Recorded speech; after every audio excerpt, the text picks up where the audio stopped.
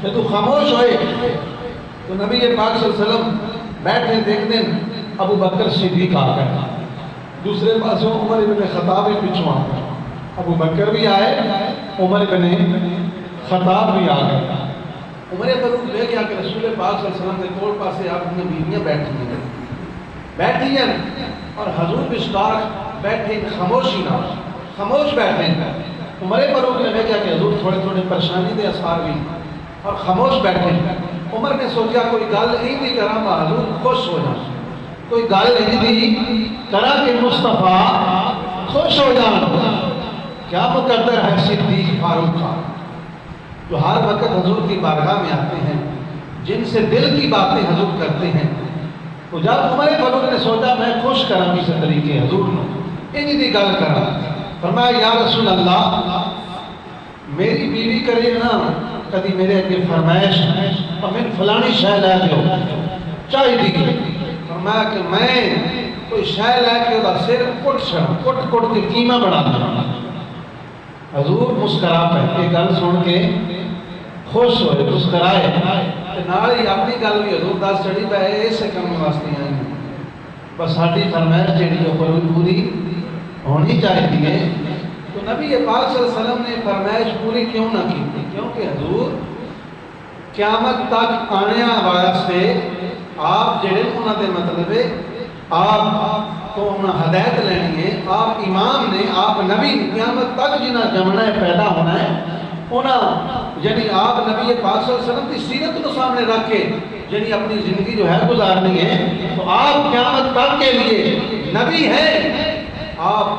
بادشاہ بھی ہیں، نبی بھی ہیں، اس لیے آپ نے ان کی خواہش کو پورا کرنا ناپسند فرمایا۔ اس واسطے اگر حضور انہوں کی خواہش پوری کر دے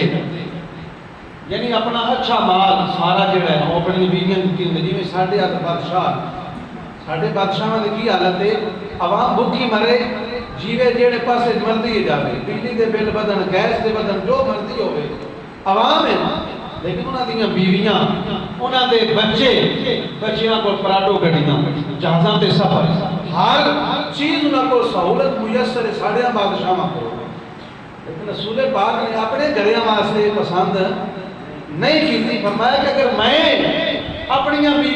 بیویاں اچھیاں شہوت دیواں تے مسلمان عورتاں معروم رہن تے میں غیرت دیاں خواہشاں اپنیاں بیویاں بھی پوریاں کرن لگ پواں، پھر قیامت تک سارے بادشاہ واسطے ایک سنت بن جاتی۔ پر نبی پاک نے اپنی بیویاں اچھیاں شہوت دیتیاں، دوجیاں بعد جو دیتیاں، اپنی بیویاں پہلیاں دیتیاں، لہذا حضور کی سنت ساڑھے بادشاہ بھی آدھے پپے ہو اپنی بیویاں دے، اپنی اولاد دے نکلے یعنی انہوں نے خواہشاں پوریاں کرو۔ فرمایا یہ دروازہ کھل جانا ہے اس کمے دا، میں نبی ہاں قیامت تک ہر آنے اور پیدا ہونے والے انسان تھا اور پھر دروازہ کھل جانا ہے۔ اور فرمان حضور نبی رحمت صلی اللہ علیہ وسلم نے گل کی تھی، عمر نے سنی اور نبی پاک صلی اللہ علیہ وسلم نے غلام صدیق اکبر نے اپنی بیٹی عائشہ صدیقہ کھڑا کیتا، حضرت عمر نے حفصہ کھڑا کیتا، دو تھپڑ لائے، فرمایا آئندہ خواہش مصطفیٰ دے سامنے نہ کرے آؤ، ایک خواہش حضور دے سامنے نہ کرے آؤ۔ 29 اپریل دیہڑے حضور اپنے حجرہ مبارک کے اندر خاموشی کے اندر گزارے اور اس کو بعد اللہ نے قرآن دی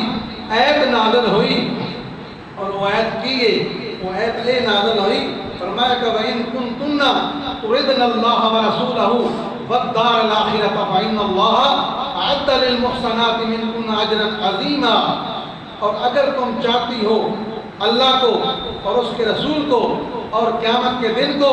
تو بے شک اللہ تعالیٰ نے تیار کر رکھی ہے تمہارے لیے اس کا عظیم اجر اور جنت تمہارے لیے تیار کر رکھا ہے۔ یعنی کہ کیا جا رہا ہے پر دنیا بھی لالچ کی خواہش نہ کرو اپنے اندر، کپڑیاں لباس دی اس طرح کی خواہش وہ دا اظہار نہ کرو رسول خدا صلی اللہ علیہ وسلم دے۔ اگر تسی یہ خواہش کا اظہار نہ کرو دے کہ میرا اللہ دا جنت وچ اجر عظیم عطا فرما سیدھا، پھر اس تو بڑا اجر عظیم کی ہے